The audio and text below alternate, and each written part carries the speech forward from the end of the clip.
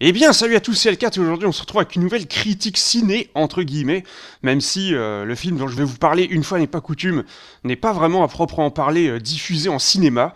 C'est un film amateur sur City Hunter, et oui, encore un, ce sera pas le dernier, il y en a encore au moins un autre que je vais vous faire, des fan-films.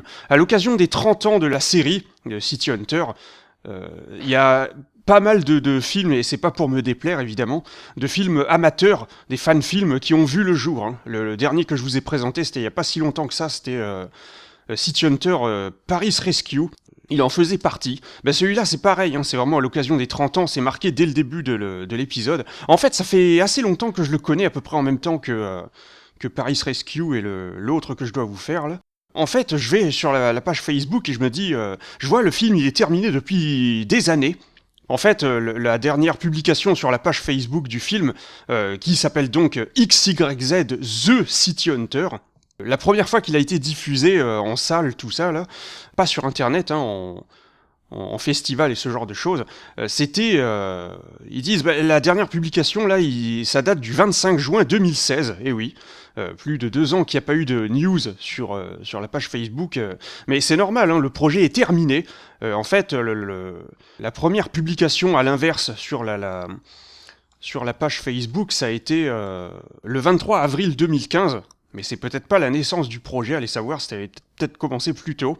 Parce que là, si c'est le cas, ça a été fini très vite, hein, parce qu'ils disent, la première c'était il y a 1 an, jour pour jour, lors de la deuxième dernière publication. Donc ça veut dire que le film a été diffusé pour la première fois le 25 juin 2015, et oui, là on se retrouve 3 ans plus tard. Et moi j'attendais, je me disais... parce qu'il dit d'autres projections sont encore à venir, ainsi qu'une diffusion en télévision. Donc je me suis dit, mais sérieux, il va passer sur TF1. Non, peut-être pas, parce que il faut préciser que c'est un projet belge, voilà. C'est une équipe belge qui a fait Donc si ça avait été diffusé en télévision, ça aurait été très probablement sur une chaîne belge. Et donc là, je me disais, putain, mais c'est pas possible, go l'envoyer sur YouTube, là, vous attendez quoi? C'est quand qu'on va pouvoir le regarder, nous, ceux qui sont pas présents en projection, tout ça, là? Et bien en fait, il s'est avéré il semblerait que le film soit disponible depuis longtemps, faut croire. Je sais pas trop depuis quand, mais bon. Mais il est sur le site de l'INSAS, insas.be, l'Institut national supérieur des arts du spectacle et des techniques de diffusion de la Fédération Wallonie-Bruxelles, voilà. Donc pour le regarder, je vous mettrai le lien de toute façon en bas de la description. Et surtout, ce qu'il faut savoir, c'est que pour le voir dans des conditions optimales, eh bien il faut activer les sous-titres, puisque le film, aussi étonnant que ça puisse paraître, est en version japonaise au niveau des voix, et avec des sous-titres français. Mais pour ça, pour vous, parce que sinon vous en aurez pas, hein, au début. Moi, j'ai limite regardé plusieurs minutes en me demandant, hein, mais c'est normal qu'on comprenne pas, là. En fait, il faut cliquer sur si vous êtes avec Firefox, peut-être avec les autres navigateurs, ça bug pas, allez savoir. Vous devez cliquer sur le CC en bas à droite de l'écran, là, et en fait, vous devez cliquer, et vous avez un menu qui va apparaître à moitié transparent, là, en noir, avec un V, vous savez, une icône de check, là. Et une CCD, voilà. En fait, vous devez cliquer à gauche de la CCD. En fait, j'imagine il y a 3 crans, 3 options, mais on les voit pas, c'est invisible les textes là. Donc c'est pour ça, pour que les sous-titres s'apparaissent, il faut cliquer sur le CC et le truc du milieu à côté du CCD, si ça bug comme moi. Et donc là, vous aurez les sous-titres, voilà. Mais ça déjà, c'est assez étonnant et c'est un point assez particulier pour ce film. De tous ceux que je vous ai fait, il me semble que dans Paris Rescue, il y avait un petit passage en japonais, mais le film était en français, avec des sous-titres anglais, voilà. Alors en sachant que le film a remporté un nombre de prix assez conséquent à l'occasion de divers festivals, à différentes occasions encore une fois. Là en 1 an, le film a été sélectionné dans près de 15 festivals, ils disent là encore une fois dans la dernière publication Facebook, projeté dans 5 pays, probablement le nôtre, et récompensé par 7 prix. Voilà, c'est ça. Hein, et nous en sommes extrêmement fiers à l'image de Ryo et son Mokori. Pas mal. Encore une fois, sur YouTube, il n'y a que le teaser et le trailer. Et le film est disponible exclusivement sur le site de l'INSAS, encore une fois. Et moi, je le savais pas. Je l'ai appris grâce à une autre page Facebook du dernier film que je dois vous faire, hein, qui est encore en préparation, mais qui est bientôt terminé manifestement, hein, et que donc je vous ferai dans la prochaine critique ciné fan film City Hunter. À ce moment-là, je vous parlerai de ce film-là dont le nom ressemble étrangement, c'est presque le même. Et c'est eux qui ont, dans l'une de leurs dernières publications Facebook, c'est eux qui en ont parlé et qui ont prévenu. Je vous invite à aller voir ce fan film si vous ne l'avez pas encore vu. S'ils n'avaient pas fait ça, je l'aurais jamais vu, je crois, hein. Et donc là, ça m'a permis de le voir. Le film dure 20 minutes. Paris Rescue, c'était 12 minutes, encore une fois.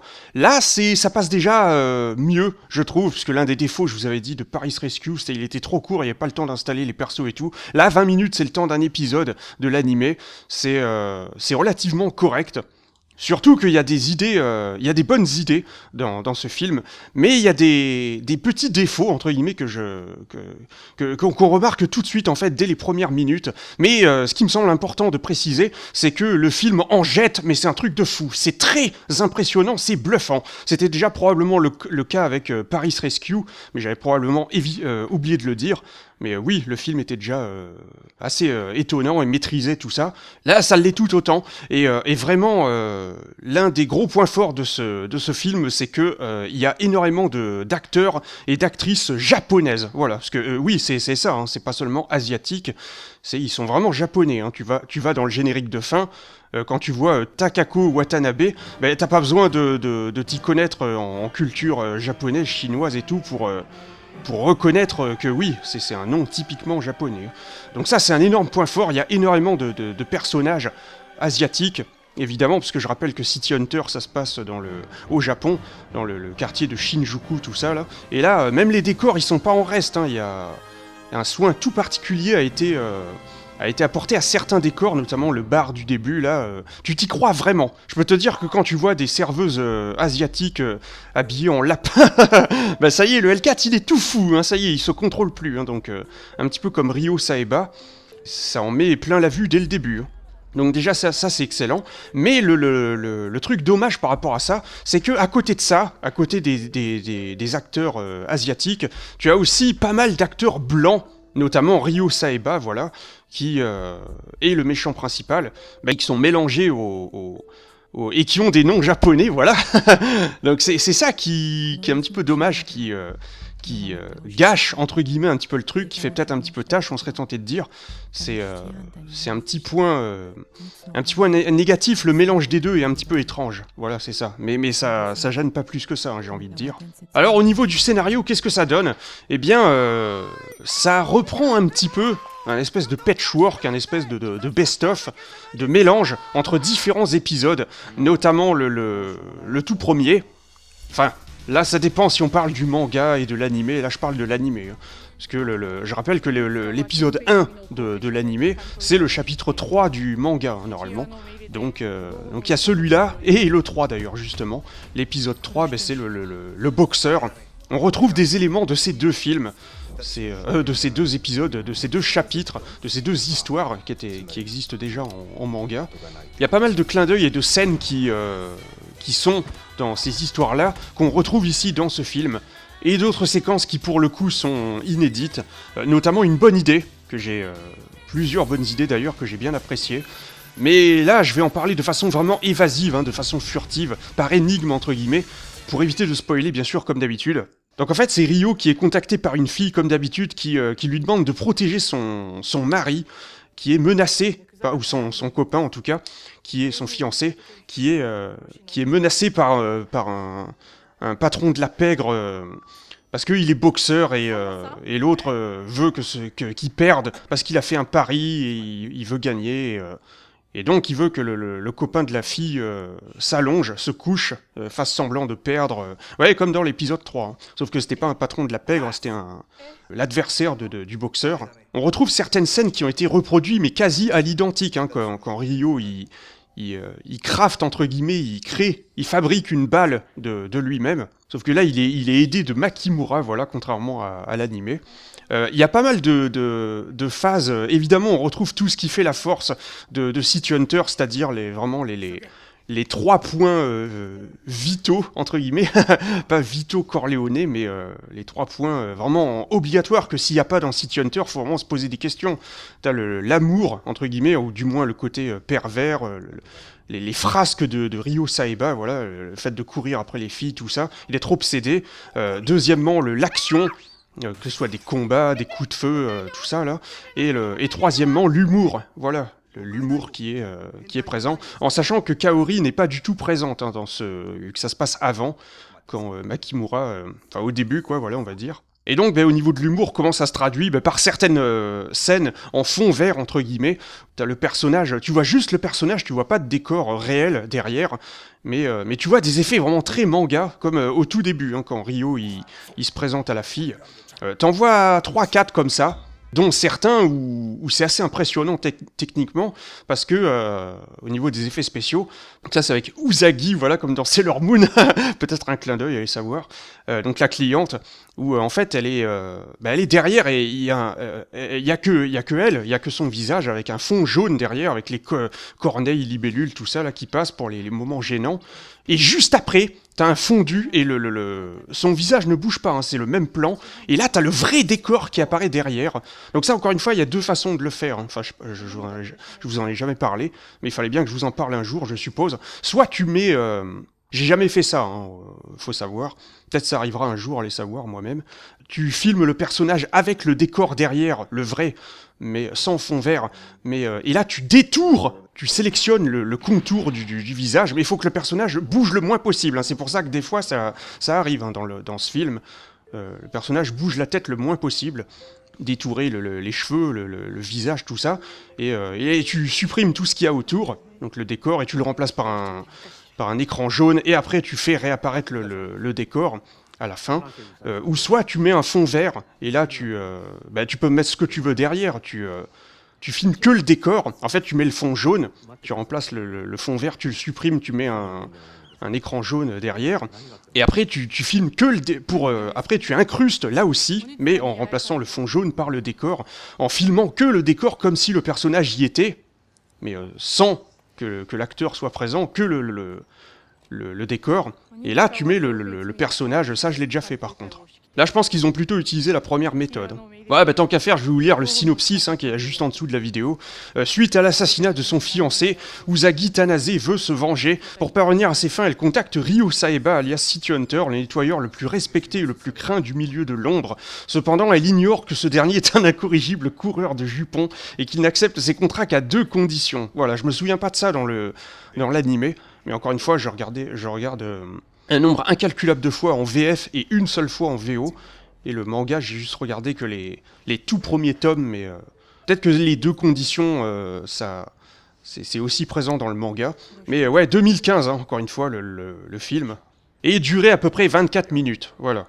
Alors qu'est-ce que c'est les défauts, les quelques menus défauts que j'ai remarqués, dont je vous parlais tout à l'heure? En fait, c'est vraiment c'est du détail, hein, on serait tenté de dire. C'est pas vraiment des défauts extrêmement gênants. C'est des choses dont je me suis rendu compte dès les premières minutes, hein. Limite c'est présent que dans les premières minutes, la première scène, et après c'est plus vraiment présent.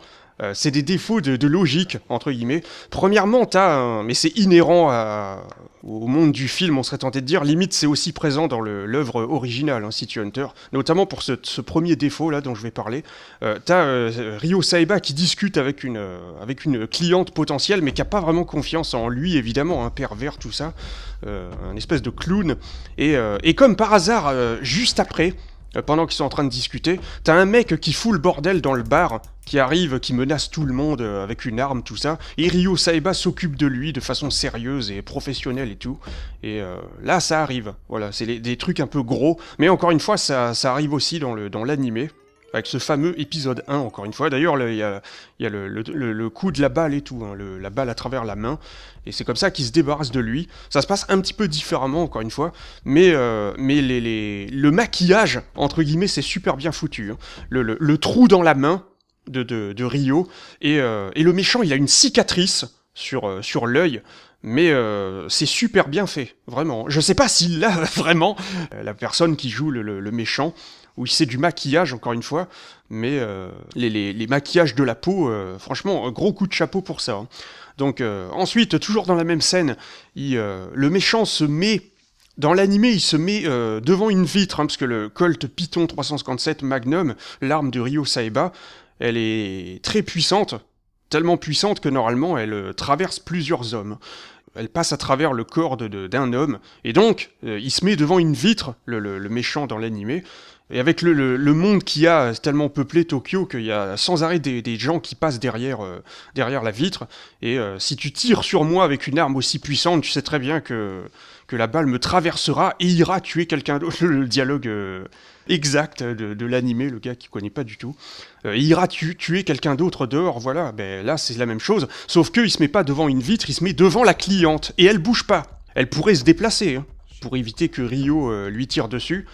Surtout qu'il a les mains levées, hein. Il a posé son arme, le méchant, donc elle craint pas grand-chose. Hein.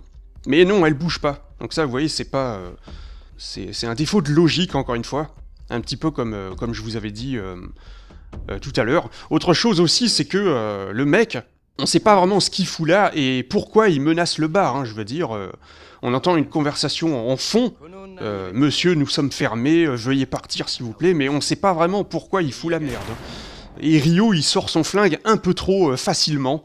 Et il s'en sert alors qu'il n'y a pas vraiment de danger. Je pense pas que le vrai personnage, le vrai Ryo Saeba aurait vraiment réagi comme ça. Mais encore une fois, comme je vous avais dit tout à l'heure, c'est vraiment du détail. Hein, et c'est quasiment les seules choses que j'ai à reprocher pour l'intégralité du film, quoi, voilà.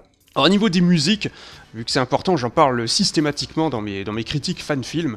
City Hunter, il y en a certaines qui ont été réorchestrées, qui sont probablement les mêmes que dans l'animé, mais qu'on a un peu de mal à reconnaître, comme la première qu'on entend par exemple. Et il y en a d'autres comme Footsteps qui a été reprise, vraiment la même, hein, celle de l'animé. On en retrouve certaines de l'animé, même notamment des bruitages aussi, bien sûr, qui viennent directement de l'animé, et pareil pour les musiques, donc...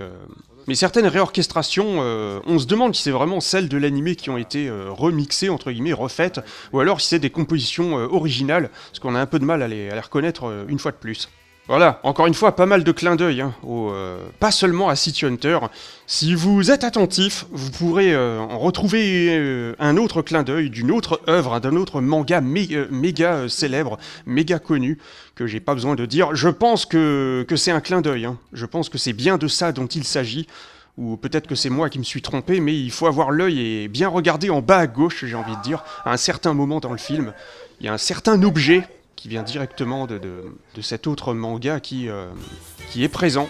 Je pense qu'ils l'ont placé là exprès, parce que sinon je vois pas ce que ça peut être d'autre. Donc ça c'est assez énorme, peut-être qu'il y en a d'autres, allez savoir, mais celui-là je l'ai repéré et c'est assez marrant je dois dire. Voilà la fameuse séquence d'aérobic, hein, présente dans, pas seulement dans City Hunter d'ailleurs, dans d'autres mangas avec un personnage pervers, encore une fois, qui est emblématique hein, de City Hunter. Ils ont vraiment... encore un clin d'œil, hein, une fois de plus. Avec la télé qui change toute seule de chaîne, hein, elle déconne. Ou alors, c'est une interruption de programme. Ça doit être certainement ça, à mon avis. Un journal télé en urgence pour annoncer une nouvelle. Et là, à ce moment-là, ben, j'ai trouvé que c'était une super bonne idée, cette séquence-là. Là. Je sais pas si je dois en parler, parce que j'aimerais vraiment expliquer, dire que c'est unique, qu'on n'a jamais vu ça dans la série, tout ça. Pour moi, c'est une super bonne idée. Peut-être que l'auteur, il a pas, le réalisateur, le créateur du film, il l'a pas fait exprès, il a pas trouvé que c'était spécialement une bonne idée, il a juste fait les choses comme ça, il a peut-être pas pensé, mais moi je trouve que c'est vraiment une très bonne idée, parce que... ça n'arrive jamais, c'est l'un des travers et non pas travers de porc encore une fois, des comportements de Ryo Saeba qui n'accepte de travailler que pour une cliente féminine et une jolie fille. Et qu'est-ce qui se passe quand il refuse? Parce que c'est pour un homme ou tout ça là. Ben voilà, et c'est quelque chose d'intéressant dans la série. Franchement, ce film, on dirait presque un film officiel, hein. Fait par... si on met de côté la durée, encore une fois, hein, 20 minutes, c'est un court-métrage, c'est pas un film de 1h30, 2 heures hollywoodien, tout ça, là. Mais il y a que très peu de fausses notes, hein, c'est franchement, ce que je viens de vous dire, là, c'est quasiment les seuls défauts du film. C'est vraiment mené d'une main de maître, encore une fois, les prix qu'il a amassés, c'est pas pour rien, je trouve, en sachant que l'auteur du film, il a lui-même un rôle, hein, c'est Sean, pas comme dans Les Chevaliers du Zodiac. le petit frère du copain de la cliente, encore une fois. Pas grand chose à redire au niveau du jeu d'acteur, hein. C'est crédible, hein, je veux dire. D'habitude, ça, c'est le point noir, c'est le fléau, la bête noire, ouais, des fan-films, hein, je veux dire, les films amateurs. Mais là, toute proportion gardée, évidemment, mais de mon avis, en tout cas. Après, vous avez le générique de fin, où là, on revoit presque les mêmes événements que dans le film, mais en version, vraiment l'équivalent en version animée, quoi, voilà. Ça, encore une fois, j'ai trouvé ça, que c'était une bonne idée. Sauf là, on voit Hans, l'ange exterminateur, entre guillemets, et là, on voit le vautour, Ed Black, du 140e épisode. J'ai pas compris ce qu'ils foutent là, ces deux-là. Mais tout le reste, c'est encore une fois, peut-être que c'est pas voulu, hein, que c'est le hasard, il a juste pris des images de l'animé, tout ça, sans vouloir reproduire vraiment les scènes du film. Et une scène post-crédit de quelques secondes qui est plus un clin d'œil, je dirais, histoire de raccorder, entre guillemets, de donner un lien entre ce film et l'animé, enfin le vrai, les événements du manga. Et comme si les agissements de Ryo, ça avait entraîné un certain événement. Et là, vous avez marqué à suivre dans la vengeance de City Hunter, Ryo Saiba se déchaîne. Ça veut pas dire qu'il y aura un deuxième film, hein. Enfin, je pense pas. Je pense que ça, là, la vengeance et non pas la vengeance du serpent à plumes, voilà, avec Coluche, que j'ai jamais vu, voilà. Ce nom-là, je pense que c'est le nom du chapitre où t'as cet événement-là qui se passe dans le manga. Ça veut dire que si on veut la suite, eh ben, il faut lire le manga ou regarder l'animé. Et en sachant que manifestement, c'est un travail de fin d'études de master audiovisuel. Hein. Donc 2014-2015 peut-être. C'était pour la petite précision. Encore une fois, c'est une vraie prouesse hein, d'avoir réussi à proposer un film 100% en japonais au niveau des voix. Surtout pour les acteurs français, je me demande vraiment comment ils ont fait pour parler parfaitement, il semblerait, japonais. Mais avec un accent, voilà, j'ai pu remarquer. Mais pour les acteurs occidentaux, encore une fois. Mais sinon, au niveau de la cohérence, de la signification des phrases et tout, nul doute que c'est... Bon, encore une fois, s'ils avaient des Japonais parmi eux, dans l'équipe, c'est peut-être ça aussi, un petit peu, qui leur ont soufflé les répliques, et qu'ils les ont mémorisées à l'oreille, et voilà, ou peut-être qu'ils parlent vraiment japonais, j'en sais rien. Mais en tout cas, c'est un gros point fort du film. Bon ben voilà, je pense en avoir à peu près terminé. Je pense que je pourrais juste finir en disant que Ryo Saiba, en fait, il fait pas grand-chose. Une fois n'est pas coutume dans ce film. Au niveau des prouesses, hein, je veux dire, les combats, les coups de feu, tout ça, les adresses légendaires au tir, on n'en voit pas énormément, hein, pour ainsi dire quasiment pas. Donc c'est peut-être un reproche qu'on pourrait faire là aussi. Mais sinon, pour le reste, vous l'avez compris, je pense, j'ai été impressionné, j'ai bien aimé ce film. Pour moi, c'est une réussite une fois de plus. C'est pas seulement sympa, comme je dis souvent, voire tout le temps. Gros respect pour ce film. Alors, est-ce que c'est le meilleur ? Voilà, est-ce que c'est le meilleur de tous les films amateurs City Hunter que je vous ai déjà présentés, parce que je rappelle que je les ai tous faits, tous ceux que je connais en tout cas, Double Trafic, Hunter's Retaliation, tout ça. Je sais pas, je trouve que les moyens sont pas forcément les mêmes, que d'une équipe à l'autre, d'une motivation à l'autre, d'un état d'esprit à l'autre, les raisons qui poussent à faire le film, je veux dire, c'est pas forcément les mêmes. Le contexte dans lequel il a été fait, le temps qu'on y passe, évidemment, la qualité de la caméra. Oui, parce que gros point fort du film, ça aussi, ça me fait penser à Hunter's Retaliation, tout ça. Un autre gros point fort de ce film, c'est au niveau sonore, voilà, au niveau du son. Il y a quasiment pas, voire pas du tout, de problème de son. Voilà, on entend tout ce qui se dit. Donc les micros ont bien fait leur taf, voilà, ont bien été utilisés comme il se doit. On entend les personnages parler, ils sont pas, ça résonne pas, les voix sont pas étouffées. Donc il n'y a pas de problème de ce point de vue-là. Ouais, j'ai failli oublier. Comme ça, je pense avoir parlé à peu près de tout. Ben, je sais pas, je trouve que c'est un peu bête de les comparer, parce qu'ils sont tous faits d'une manière différente, et ils ont tous leur charme et leur personnalité, je suppose, leurs points forts, leurs points faibles. Et je pense que c'est le plus important, j'aurais bien du mal à en choisir un. Donc écoutez, encore une fois, je vous mettrai le lien pour voir le film dans la description, juste en dessous de la vidéo. Encore une fois, cliquez sur CC dans le lecteur, puis deuxième cran, entre guillemets, invisible, juste à gauche de la CCD, dans le menu semi-transparent qui apparaît, et pour avoir les sous-titres. Et donc on se retrouve une prochaine fois pour la présentation du dernier film amateur City Hunter que je surveille, qu'il me reste à regarder. Et après, là, sur un point de vue plus officiel, entre guillemets, il y aura le film, évidemment, de Philippe Lachaud en février 2019. Et vraie critique ciné, là, pour le coup, qui aura, dans moins d'un an, mine de rien. Et aussi, ce n'est pas tout, un nouvel animé, un film animé, City Hunter, qui a été annoncé, mais on n'en sait rien, on n'a rien vu, on ne sait pas de quoi ça parle, on ne sait pas à quoi ça ressemblera, niveau graphique, tout ça, mais ça a été annoncé sur un teaser où on voit rien, encore une fois, juste pour l'annonce, sur le YouTube en japonais. On ne sait pas de quoi ça parlera et tout, mais évidemment que ça me fait très plaisir et que j'attends ça avec impatience, c'est juste énorme. Le retour de City Hunter, entre guillemets. Mais il faudrait aussi qu'il arrive déjà, mais qu'il arrive en français, en version française ce serait énorme, ou au moins en version japonaise sous-titrée français. Voilà. En attendant, j'espère que vous avez apprécié cette vidéo, et si c'est le cas, je vous dis à la prochaine. Allez, à ciao les amis.